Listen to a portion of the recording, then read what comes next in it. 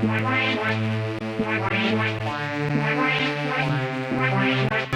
Trans-Metropolitan, get out of my way.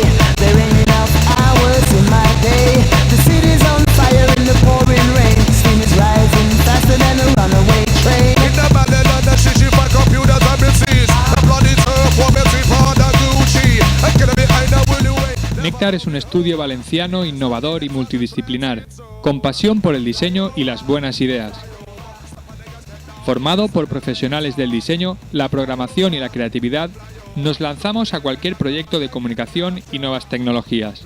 Yo creo que el diseño no debe seguir tendencias, sino el buen diseño es bueno y las modas y las tendencias no tienen que tener efecto sobre el diseño. Desde 2004 realizamos páginas web, tiendas online, aplicaciones para dispositivos móviles, infografía 3D y producción de vídeo. En definitiva, todo tipo de soluciones digitales. Pero esto no acaba aquí. También realizamos proyectos impresos de identidad corporativa, diseño gráfico y diseño editorial. La inquietud y el compromiso con el diseño ha llevado a este estudio a organizar y dirigir desde 2007 Pixel Attack, el primer evento de creación y nuevos medios de la Comunidad Valenciana.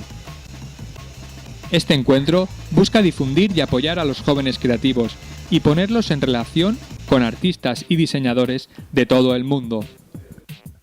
Néctar Estudio, comunicación y nuevos medios.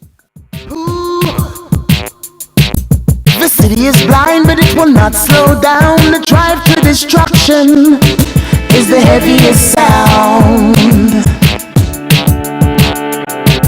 The city is blind, but it will not slow down. The drive to destruction is the heaviest sound.